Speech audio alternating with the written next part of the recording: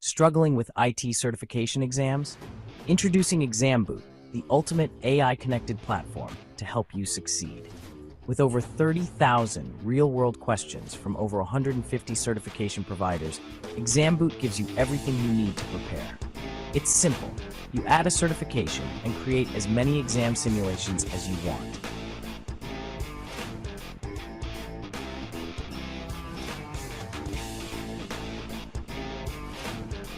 You are not alone. Your personal virtual coaches, Ben and Becky, are here to provide you with detailed explanations for each question in multiple languages and personalized advice throughout your preparation. Track your progress with our advanced performance dashboard. Focus on your weak areas and improve with targeted tests. Get ready to ace your next certification.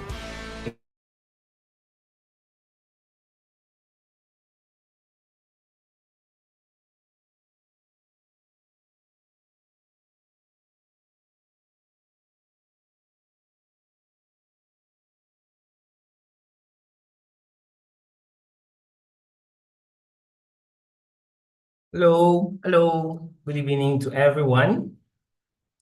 Please just confirm if you can get me, if you can hear me, just confirm.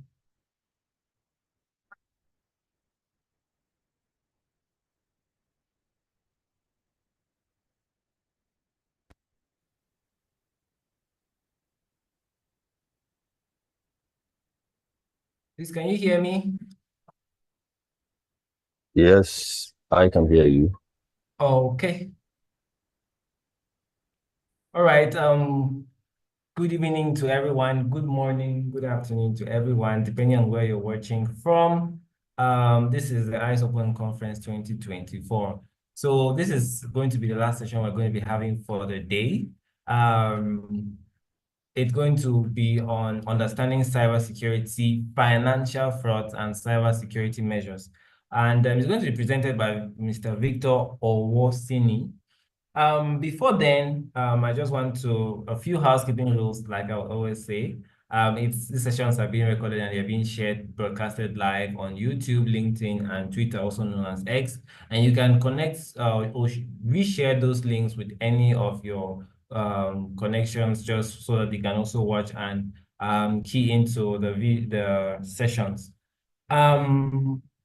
We also want to give a big shout out to our sponsors for the Eyes Open 2024 official sponsors, ExamBoot. We also want to say thank you to Jeffona Afsecurity and Africa Unite, these are the major sponsors for the EOCON Conference 2024. So I'm going to give the floor to Mr. Victor Owoseni. Over to you, sir. He's going to be presenting on understanding cybersecurity, financial frauds, and cybersecurity measures. Sir, how are you doing? Yeah, doing great. How are you? I'm okay. Is it okay for you to come on video? Yes, 1 second, please. All right. Please confirm you can see my video. Yeah, I can see you. Okay. All right. Good evening, everybody. Good evening, good morning, good afternoon, wherever you're listening from. I trust we're doing great and we're keeping safe. My name is Victor Owoseni. We'll be talking cybersecurity. Yeah, High Open is all about cybersecurity awareness, right? And beautiful enough, it's Cybersecurity Awareness Month. So I'll be sharing my screen. I hope I've been made presenter. Okay, yes. One moment, please.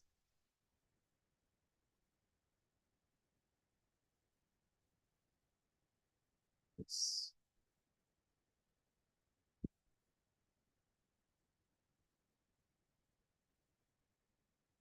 Okay, please confirm when you can see my screen, please. Yeah, can see your screen. Okay, right. I'm doing full mode. All right, welcome once again. My name is Victor Wosheni. I'm speaking from Nigeria, from Lagos, Nigeria. And we'll be discussing the topic understanding cyber financial fraud and the cyber security measures.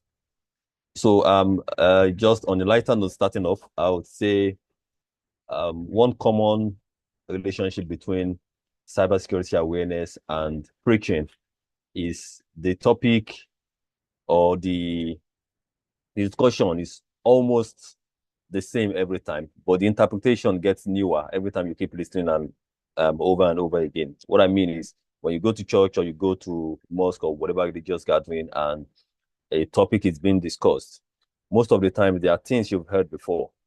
But when you hear it from a different view or different perspective, it makes a whole new meaning to you again. And you can adjust your perception or how you've understood it before to when you're listening to it afresh again. So we've heard about cyber financial frauds. We've heard about fraud. We've heard about okay, how well we can guide ourselves against financial fraud. So it's not something new to us. Whatever we'll be hearing today will be in addition or to help clarify whatever concerns that we've had before. So once again, my name is Victor, and I indulge that you're listening, and it will be at the end of the session we'll have, of course, to ask questions or add contributions. All right, so who are those that would need to get themselves protected? There are always major parties there. There's the financial institution, that's the area or the aspect where your financial resources is being kept or being secured with or being saved at. And you yourself as the entity, as the owner of the financial resources. Both ends will always need to keep their ends tied when it comes to financial cyber financial frauds. And for individuals, sometimes some people might feel like, why do I really need to be cyber conscious? Some even go to the extent of saying, how much do I have in my account that I need to worry myself about an hacker? But it's always a chain, you know. So sometimes it's not just about you. It's you have a community, you have a group of friends. If you as a person, if you are not cyber aware enough, you can be the weakest link. There's a saying that says a chain is as strong as its weakest link. Take, for example, if you get hacked and your WhatsApp account, take, for example, gets hacked, and the hacker goes on to start sending messages around to your contacts, demanding for urgent help. That's a way of you affecting your close relations with your own negligence on cybersecurity consciousness. So it's not about how much do I have in the account, or how much do I what. Hackers most of the time don't think of the immediate recipient. It's all about a chain. All right, so we're starting with what is cybercrime in finance.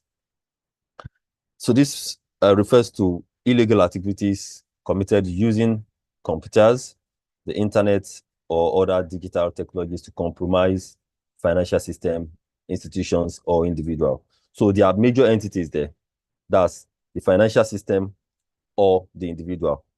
Then the key words there also is about when it comes to cyber, when you say cyber, then there's technology in place, the use of computer technology, the use of IT, and the use of internet. So once those elements are all there, then we talk about cyber crime. There are types of cyber crime in frauds, not limited to this list that I have here alone. There are endless lists, and it's keep recurring.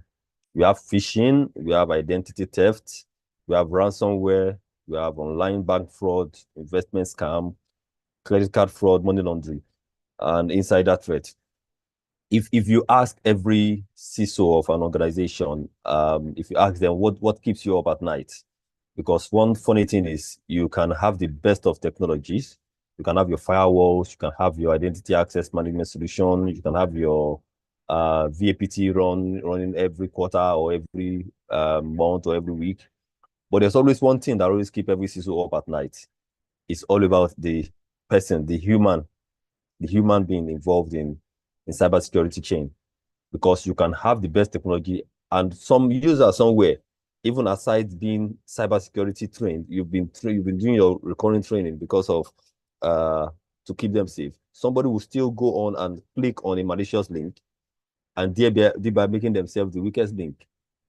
So, but the most common of these cyber financial frauds, if you will ask me, is usually identity theft.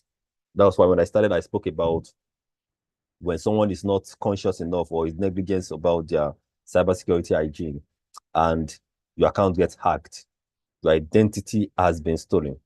Some may not even know for the first 2 or 3 days that their identity has been taken. The person goes around parading himself as that person and talking to people. Some might even go to the extent of saying they're sick and will pick the user's identity to scam their relatives, their friends of thousands or millions in value of whatever currency it is. Then investment scam also is so common, where fake investment opportunity, Ponzi, we've heard about a lot of them that have come and collapsed, take people's money, and people put in their life savings, and before you know it, they've gone into the tin here. Then the next thing you hear that they've gone bankrupt or some other thing. Then money laundering. Money laundering, I'm just trying to pick those ones that are very, very common in these days. Money laundering is something that is so common now in the respect of if you've attended a lot of AML training, anti-money laundering and CFT, you will hear about different methodologies where people use in laundering money. You see some people raising NGOs, all in the with means of trying to launder money. Even churches are being used to launder money these days. Churches, hotels, recreational centers. You'll be surprised you hear one exorbitant price for a drink at a bar or at a club. Some of them, it's all in the means of laundering money. So we need to be conscious of all of these little things, because sometimes when you overlook some things, you're doing more harm than good. I usually say whenever I do cybersecurity training or IT security training that it is safe to be paranoid when it comes to cybersecurity. You can never be too careful. And another thing I say is cybersecurity or IT security is not meant to make life smooth for you. It's quite dicey, yes, because if it's meant to make life sweet for you, or smooth for you, or if security, it's meant to make life easy and smooth for you. If security is meant to make life easy and smooth for you, then if you're coming into your house, you will not have any reason to have a gate in your house at all. You won't have any reason to have burglary proofs on your windows. You won't have any reason to have keys and lock. You just walk into your house. It is not convenient for you driving to your house, getting down, open a gate, get down again, take your key, open a door. get down again, open the burglary, and all of those security measures. It is not easy. So security is not meant to make life smooth. It's meant to make you safe.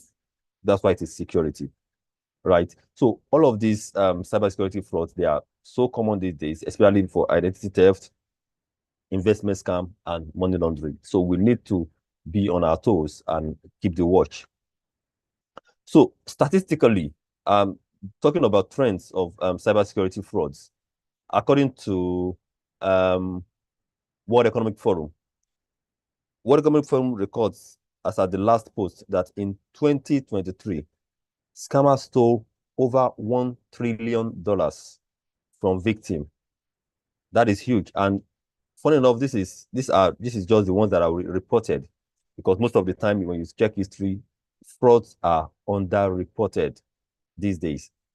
In most scenarios, people, when they get defrauded, they will start looking for means to get it recovered, and most of them are not reported. And even when some are reported, the value are being lowered down or toned down just to save the image of the institution that is involved in the fraud pattern, right? But I'll take it down to Nigeria, where I'm based, right? In Nigeria, for NIBS, that's the institution that governs interbank settlement. If you check the trend in 2022 versus 2023, you can see the sharp rise for each quarter. Every quarter keeps having increase in cybersecurity trend. And most of the time, fourth quarter and the first quarter of every year is usually records the highest, highest value of cybersecurity, of financial frauds. So if you look at these statistics for Nigeria, for example, which most of the time are applicable to other parts of the world, fourth quarter and first quarter of the year, because of the festivity around those seasons, Christmas, New Year, and the buzz of people always in a haste to get things done. And, the human subconsciousness of getting things done fast is one of those things that have always led to being defrauded most of the time. All right, so moving forward. So what then do we need to do as cybersecurity enthusiasts, as cybersecurity professionals, as cybersecurity students, or in whatever capacity that we find ourselves? So the importance of cybersecurity, first off, it is important to be grounded in cybersecurity to protect sensitive data. That is speaking to institutions. Sensitive data is very important. You don't just give out information at random at whatever capacity. Your financial record, your transaction record should be kept safe. It's also important for prevent financial loss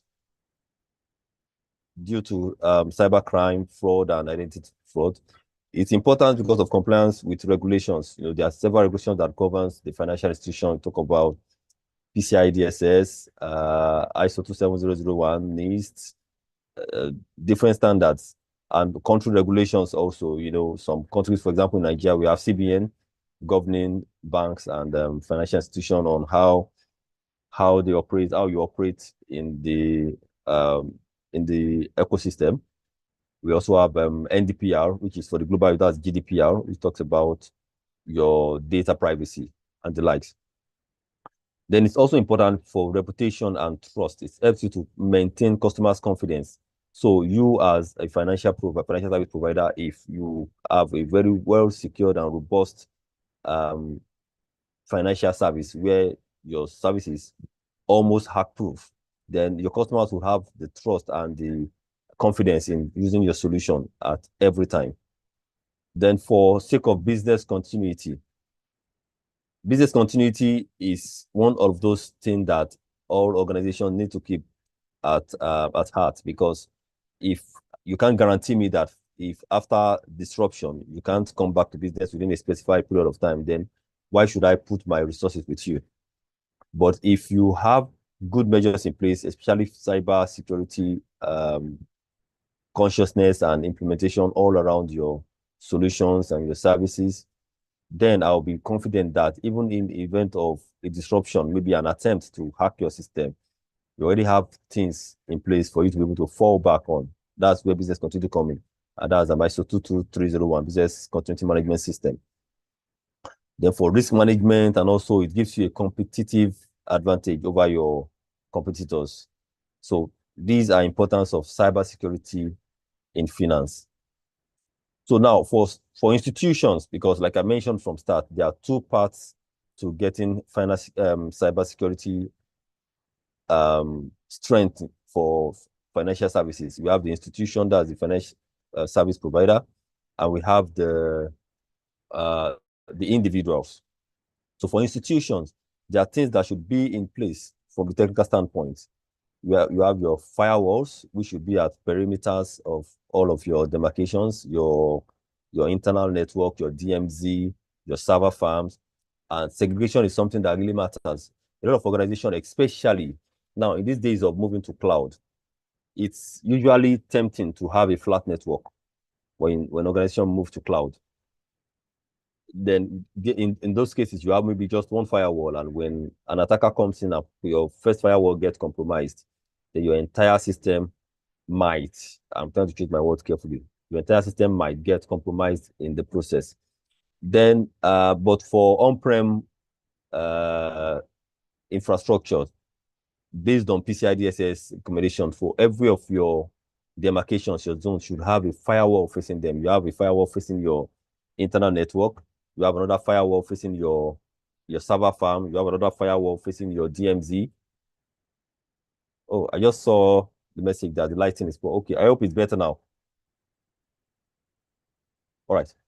So, like I was saying, for on-prem services, you have firewalls facing different demarcations in your infrastructure. You have one facing your DMZ, such that connections coming from the internet, you have to filter them first. You want to go into your server farm, you filter them. You want to go into your test environment, there's a firewall facing that area. Then we speak about encryption. You have different layers of encryption. You have encryption for data at rest. You have encryption for data in transit. Your VPN connectivity, you use encryption and hashing algorithm with higher strength and not weaker ones like this and the likes. Then access control, which speaks to privilege of what your user or your partner can access. So for me, most of the time, I usually recommend the principle of least privilege, where you only give access to the barest minimum of what a person or your customer would need to transact with you or to carry out their function, their job function. Then always have a solid incident response plan. This is speaking to cybersecurity measure for financial institution. So it's always advisable that you have a very strong and robust and well-tested incident response plan. So it's one thing for you to have your incident response plan defined and in place, and it's another thing for you to repeatedly or continually test the response plan, because you can have a response plan and it's just sitting there on your documentation on your file server, and you've not scheduled testing them. You schedule things like failure of ISP, schedule things like what's it called, unavailability of a key personnel. All of those response plans, they really matters. Then talking about response plan also, scheduling vulnerability assessment and penetration testing, they are key in ensuring cybersecurity safety as financial institution. For PCI DSS, I think it recommends for external scanning, for external VAPT, minimum of 2 times in a year, minimum. But as a financial institution, it's always recommended to repeatedly scan your network, at least every week, because things change. You might be so surprised, you might not be so sure. Someone might have opened up a port on your server, and you are there thinking that all your ports are well closed up and secured and nothing is happening. But when you do weekly vulnerability assessments, not necessarily you have to do penetration. You can do penetration testing maybe once every quarter, but every week it's better to do vulnerability assessment on your critical assets, especially the one facing the web-facing assets. It's always important or recommended that weekly you do vulnerability assessments on your external facing assets. So for financial institution, 4 critical things. You have your firewalls in place, you have your encryption, you have your access controls, and you have your solid and tested incidents response plan. So what will be the benefits when you have all of these things in place for you as a financial institution or financial service provider? You gain, you have protection for your customer data, because your customers' data are not exposed for every Tom, Dick, and Harry to access. You'll be able to prevent financial losses to some extent, because when you check your trend of when you're dropping the ball on financial or cybersecurity consciousness, and when you breezed up on your cybersecurity consciousness, the trend would show that yes, you've invested in cybersecurity, but you've saved a lot in loss. And of course, bottom line, your stakeholders will be happy with that. Then also compliance with regulations. So one funny thing about compliance is when you, oh, sorry. So when you fall short of compliance, the cost that you will end up paying as fine as fine most time will outweigh the cost of that compliance with regulation. So if you get slammed a fine for probably breaching customer's record or for sharing information that is not due, whatever you will pay as fine will far outweigh what you'll have cost in complying with that regulation. That shouldn't be the end. Sorry, I think I pressed too fast. Okay. So what are the preventions of financial for cybersecurity consciousness for individuals? So some of the benefits we have, let's start with the practices first. So what will be the practice as individual, as non-IT persons? So what should be those things that should be practiced to have good cyber security hygiene? We talk about safe online practices such as secure login credentials.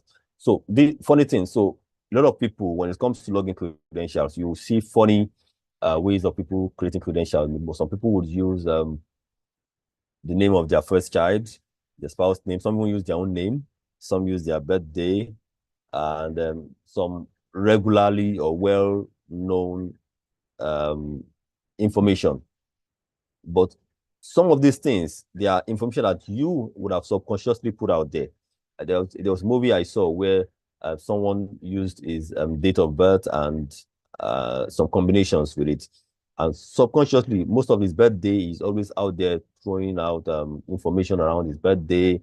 And the hacker somehow put one or two together and made attempt of several things in getting into the account. And before you know it, he tried out his birthday and was in on his account. And before you know it, identity theft, he stole his identity and went ahead talking to people and ended up landing the guy in some criminal situation. So when you're creating credentials, special characters, capital, lowercase, numbers, a mixture of all of this would really help out. And when it's for some of those cases also, change your password most of the time. Don't just leave it there for forever.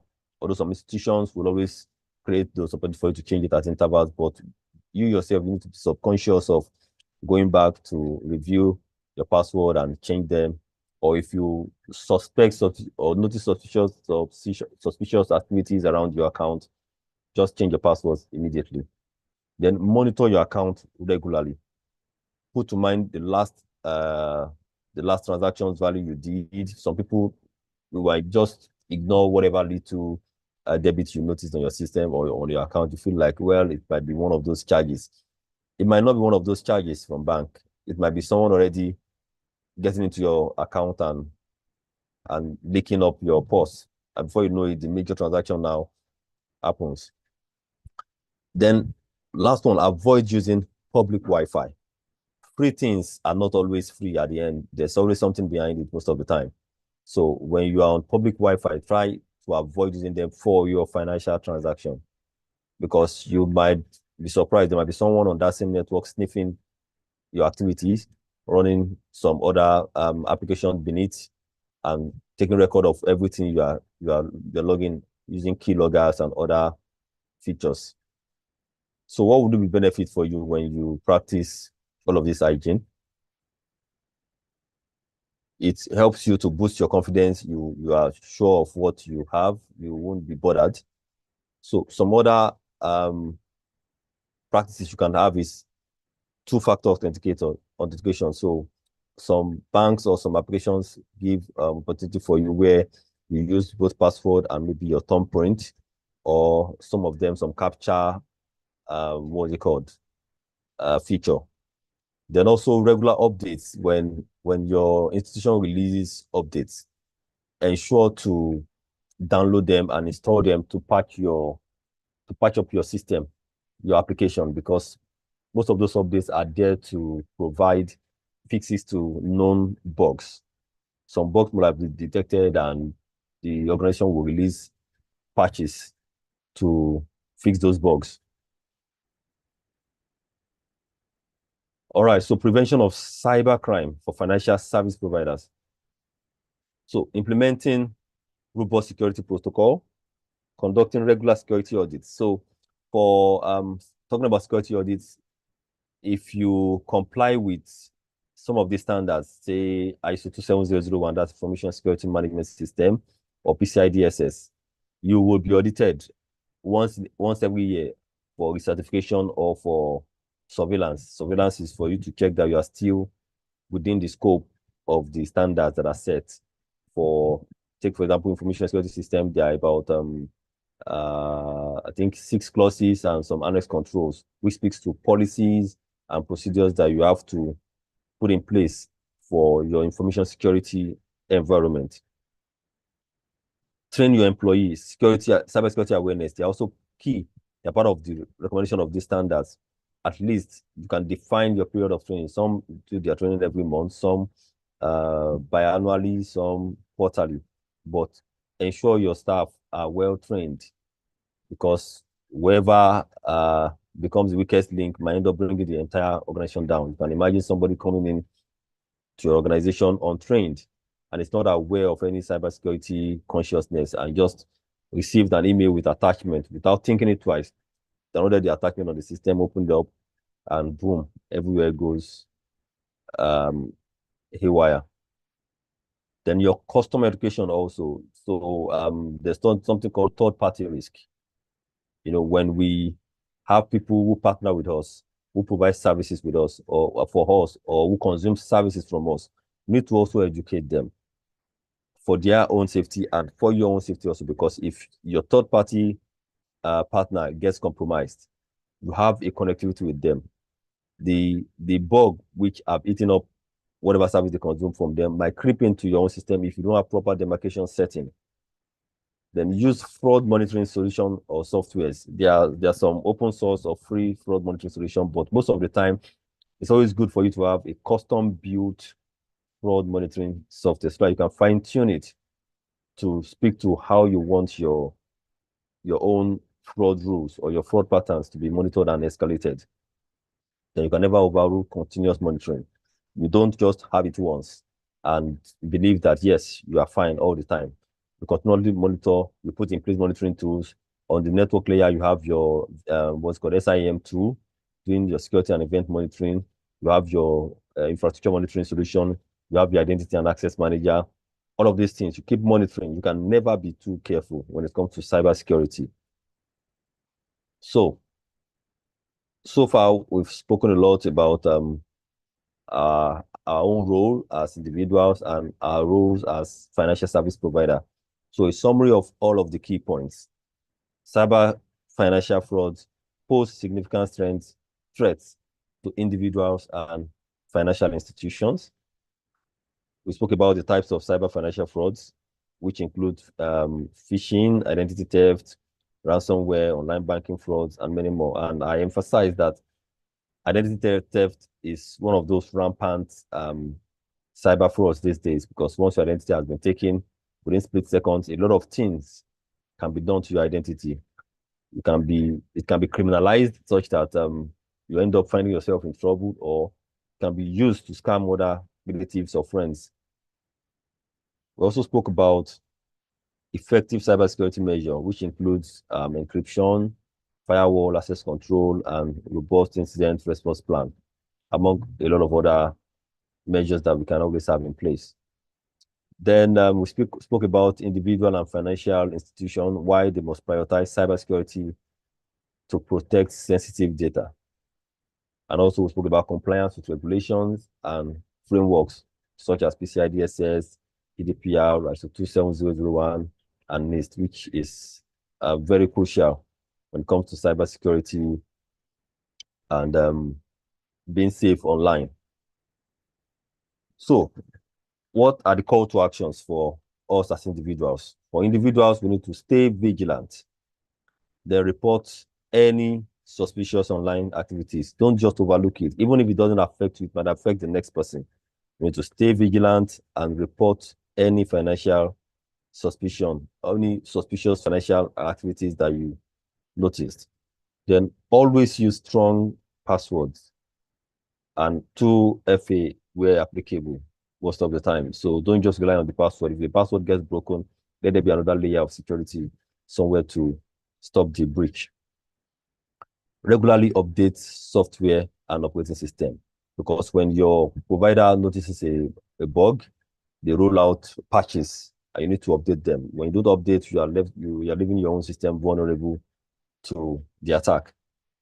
Then monitor financial accounts and report discrepancies. Don't ignore, except if you're very sure and you got a notification from your financial service provider that this debit alert was for this purpose. Don't just assume that, well, it's one of those deductions. No, sometimes it's not one of those deductions. It's someone already getting into your account, especially when you don't get notifications for them. Then educate yourself on cyber security awareness, just like what we've been doing. Attend seminars, attend conference, read on cybersecurity practices. They really go along with you. You know where you might need them. For financial institutions also, what are the call to actions? Financial institutions, we always need to implement robust cybersecurity protocols. We have to always update our skills, up our games when it comes to protocols. We don't leave it to the legacy solutions and assume that, yes, they can still work fine. Yes, but trends are changing. We need to always keep updating and keep reviewing what we have in place. Conduct regular security audits and risk assessment. You can never overrule that. Internally, you keep doing your vulnerability assessment and keep doing your checks on your endpoint solutions and your critical infrastructure. Then third-party assessment also. You don't rely on what your own internal solutions or your internal tools has given. Get a third party to do assessments at a periodic interval, probably quarterly or biannually or annually, at least. Make sure it's done. External audit speaks a lot to the strength of your infrastructure as a financial institution. Then the place of education, train your employees. Like I said from start, what usually keeps most CISO up every night is the employee, because you can have the best of firewalls, you can have the best of identity solution, and one employee somewhere might just end up clicking on a malicious link or accessing a website that it should have been blocked, or from home would have accessed those links from home, then come to the office and plug the same system into the network, and next thing, the attacker is already in there doing reconnaissance and can stay there for weeks or for months before implementing the attack, still understanding the layer or how structured your infrastructure is. Then invest in advanced cybersecurity technology, because trends are changing. We have new solutions coming up every time. We have new models of attack. People come up with different gimmicks. So always advance in in your cybersecurity technology. There's always something new to add to it, or there's always a newer way of doing what you've always been doing. Then collaborate regularly with bodies. Collaboration, you can no man is an island. Join groups, join seminars, listen to talks, and share your experience and listen to other people's experience, so you can so you'll be able to adjust to the current trends. It's critical for financial institution also. All right, so general conclusion on call to action. I'll say you should take control of your cybersecurity today because you are as strong. A link is as strong, a chain is as strong as its weakest link, and don't be the weakest link. Take control of your cybersecurity. Protect your financial future. As much as we work hard and we're trying to accumulate wealth and get a lot of resources for ourselves, you need to also protect your financial future by being cybersecurity aware. It's safe to be paranoid when it comes to your cybersecurity hygiene. Then stay safe online. Prioritize your cybersecurity for yourself.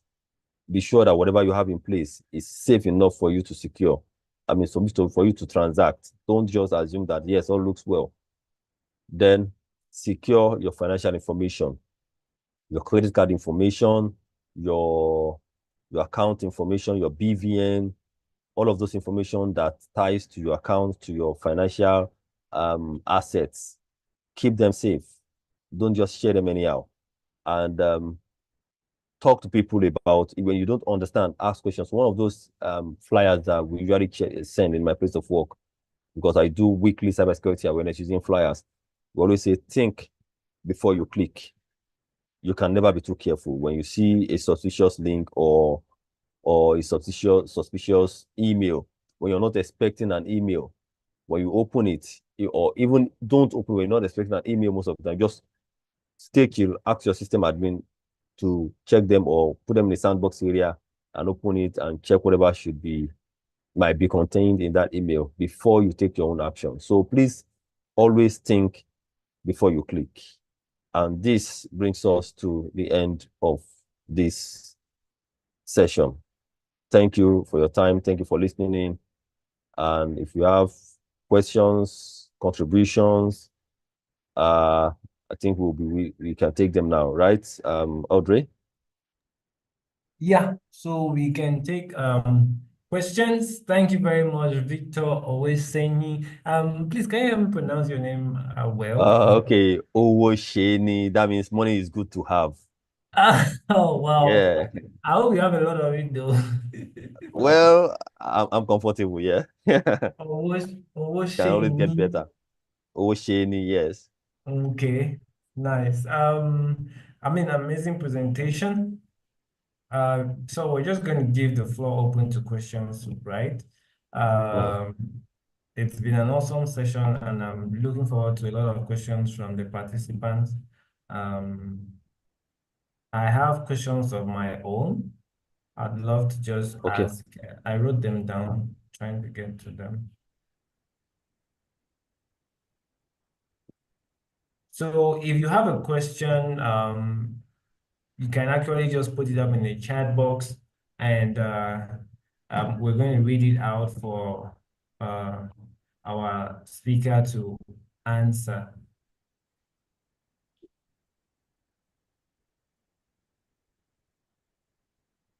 Okay, Romel is asking, what is the most difficult threat you have ever faced?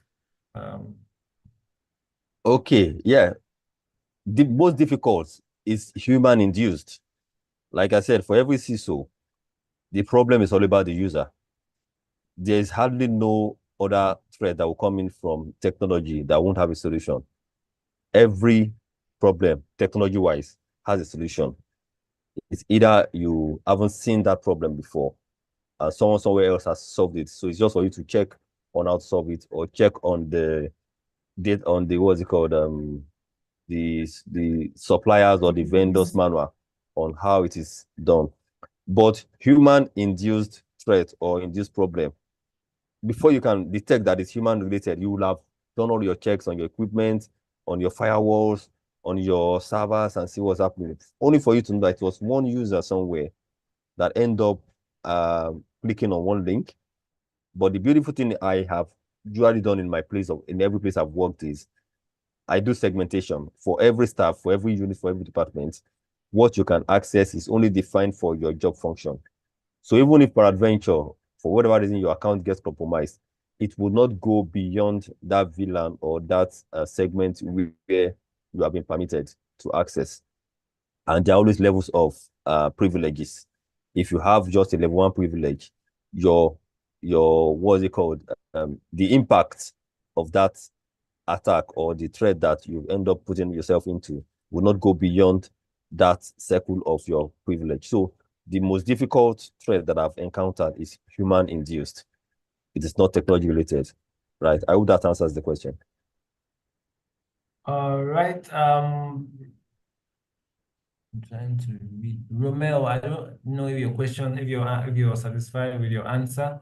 While he's trying to type that out, he's asking again, how do you leverage user experience and security? What I mean is sometimes the user finds it difficult and does not understand the security controls put in place and find it time consuming for their daily task. Yeah. Yeah. So I said security is not meant to make life easy for you. If you look at it in some aspects, that's why I said take it from the angle of your house.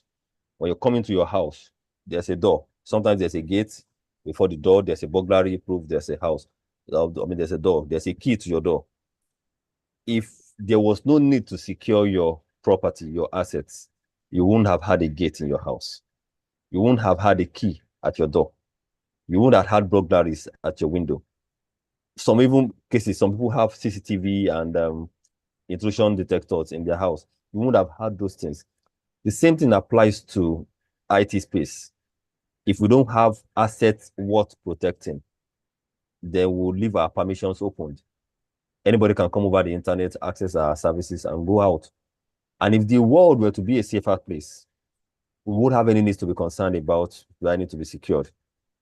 So how I balance user experience and security is through user awareness, cybersecurity awareness. So you can never overemphasize the need to be secured because just one breach can bring down the entire company and we all go home with no jobs again. So explaining to user why they have to put in their password before they can access an application, why you have to authenticate even after you've signed it to your laptop, the reason why you have to authenticate before you can access a finance application on your desktop, the reason why before you can join Wi-Fi, you have to put in your user credential, then it gets you another what's it called, captive portal. All of these reasons is just to keep us safe and still keep us in business so that we can end up getting our salaries and our profit sharing. Because if the company gets hacked and we need to pay ransom, we'll all go home crying without performance bonus. So user awareness and continual user awareness and training is the way I have been able to balance user experience and security. Security is not meant to make life smooth. Security practice is there to make you safe and secured. I hope that answers it. All right. He says, thank you, and it is very helpful. Now, Thank to a you. question of my own. Yeah. I think I have just 2 questions. Okay. You've spoken about measures, right? So I just want to verify how important is data encryption in securing financial transactions and Can you say that sensitive again, please? information? How important is data encryption in securing financial transactions and sensitive information? Yeah, data encryption. Yes, very, very important. Now, here's the thing. So for data encryption, we have data at rest and we have data in transit. So for your data at rest, if you don't encrypt them and you leave them opened, someone who doesn't have access or who shouldn't have access to your data can come in, just like me telling you now. I'm saying, Audrey, let's agree on a secret code within ourselves when we talk. Even though we're speaking English, when I say A, I actually mean Z. And when I say B, I actually means Y. So when we're talking, whatever I'm saying to you, someone else listening to us might be hearing it, but will not understand what we're saying. So when we encrypt our data or our communication medium, then we are protecting it away from unauthorized access. So we have encryption, we have authentication. Those 2 things, they really matter because when you leave your data unencrypted, it's as good as you sending a letter through your local post authority without putting it in an envelope. So you can imagine I want to send a letter from Nigeria to Audrey, and I went to my post office. I didn't put it in an envelope. I didn't seal it. I just put a sheet of paper. I wrote all the information. Then I give it to the postman and say, take it to Audrey. The postman can easily read everything I have in there. And if it's a secret information, then it's out there in the open. So excess of encryption can never be overruled. You need to encrypt your data at rest and your data in transit. I hope that explains it on a layman's term. Yep. Yeah. Thank you. Now, Romel is asking another question. Following up on the host question, I Okay. guess data encryption is tightly related to data classification. No. So data encryption is not same as data classification. All right. So in is it ISO 27001 or PCI DSS? There is a part that speaks to data classification. So you can classify your data. Depends on what you have defined within your collection. You can classify your data as either confidential, private, external. You can give different definition, but every classification you give, you have to define what that classification means. So classification is you defining what or who should have access to that data or what that data is meant for. That is classification. So, but for sensitive information, most of the time, the only time when you put in encryption is when sensitivity comes in. So when you choose to encrypt your data, then that means you need to be conscious of who has access to that data. If I encrypt a data or an information, then my partner, the receiving person, would have the decryption parameter. So if I share keys, for example, if I give you my private key for you if I encrypt the data with my private key, I will have also given you a copy of that key for you to decrypt it when you get to your end. But when I classify data or information, I'm only controlling, it's a medium of control of who should have what. Can classify some information or data as internal. Some can be classified as public, some can be classified as private, some can be classified as confidential. So that is data classification. But the encryption speaks to confidentiality, where you have to pass confidential information between two parties using in quote secret codes, where I encrypt it. When it gets to your end, you decrypt it with the key that has been exchanged or shared in the medium of the communication. I hope that clarifies it, Robert. Yeah, it does. Yeah. All right, to crown it all, the last question I'm going to be asking is, can you provide tips for individuals to protect themselves from falling victims to cyber financial fraud? I know you've touched on this. Yes. But just to wrap it up, yeah. All right. So to wrap it up, I will say once again, first, you can never be too careful. And second, it is safe to be paranoid when it comes to your cybersecurity safety. Most of the time, I will be speaking short. I will be speaking anytime soon in my church, and it's all about cybersecurity awareness. Because of recent, one of the members' WhatsApp account got hacked, and the hacker got on the platform and started soliciting what's it called, funds from people, and this is from a very respectable person. So there's no one that will get such request of needing financial assistance from a very respectable person and would not want to give help, like, oh, this person needs my help, let me help. So it is never too much for you to be too conscious of your own cybersecurity safety. Keep yourself abreast of the hacker. Think like that hacker who wants to steal from you. So when you see an email, read it multiple times. In fact, when you receive email from your bank, take your cursor over the source, the sender's email ID, and be sure that the email is coming from the correct domain. Take, for example, there's a bank, I have GT Bank. I'm sure there's GT Bank all over most countries in Africa. So GT Bank, if you see the mail from GT Bank should come from the domain of gtbank.com, right? sometimes the GT, the bank there might be replaced with a D. The attacker might have cloned GT bank letter and make it a GTDANK and not BANK. So if you hover your mouse over around it and you see something suspicious, then it is not coming from your bank. You can never be too careful. You can never be too safe when it comes to financial cybersecurity awareness. So for your own personal financial safety, it's safe to be paranoid, and you can never be too careful.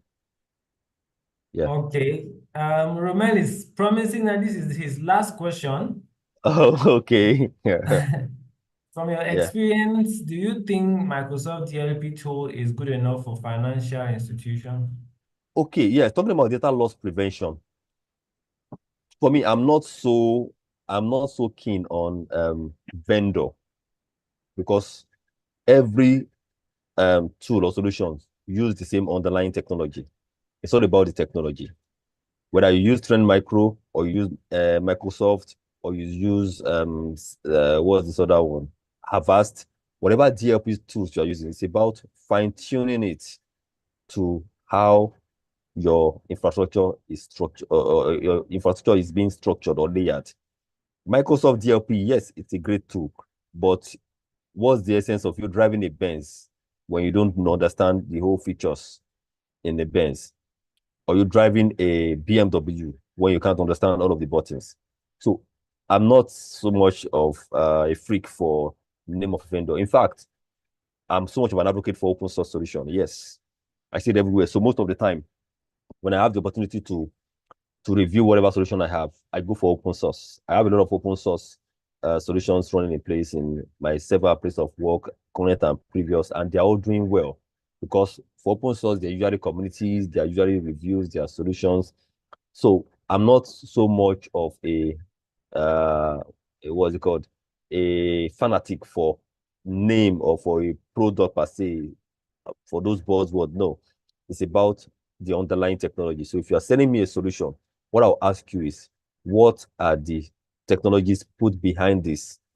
You have Elasticsearch, you have ELK, you have everything put together to sell me this. So tell me how each component work to give me a good data loss prevention uh, and notification also. Because even if you are preventing and you are not notifying me, then what's the use of your DLP solution? So all of those little things that comes together to give a solution or a tool are what you'll be looked out for, and not the name. So read the user manual and the what's it called? The release notes, yeah, or the release notes from the vendor will tell you how well you can use that solution. You can be driving a Benz and driving a Toyota, and you get the same feel or the same satisfaction. So Microsoft DLP, yes, great tool, but however, check well for those things that you need to turn on and features you need to turn off, and the metrics you need to set high, the ones you need to set low, for you to enjoy your solution and get the benefit from that solution. Romero. Okay, we have Romel confirming that he is satisfied with your All right. response and his questions are done. So we have come to the end of today's sessions with the presentations. We've had 3 amazing presentations today from amazing speakers, and we're going to be having a few more tomorrow, and we'll be wrapping up on Saturday. I hope to have each and every one of us make it for the presentations tomorrow, just to read through a few presentations which we're going to be having, right? Friday, we're having an amazing presentation on. The first presentation is going to be on securing large language modules. That's a holistic approach. Then we have ensuring data immutability, the central role of Merkle trees in blockchain. Now, the first presentation is at 1 to 2 p.m. The next presentation is at 4 to 5 p.m.